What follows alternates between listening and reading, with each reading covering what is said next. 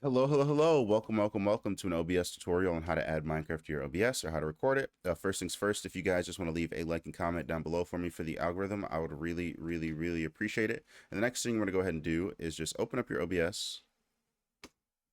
I don't know why my mouse wants to be so weird. Which one am I not recording on? Okay, this one. And then once you're in your OBS, just go to your sources, press plus, and then go to game capture.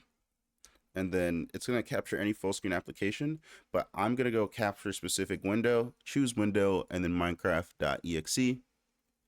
And then now your game capture should appear over your display. Now, I don't know why it didn't pop up until I opened it up. It normally should just do it anyway, but sometimes it's weird like that. And then you're gonna want to fit it to screen to match the resolution of your OBS like so.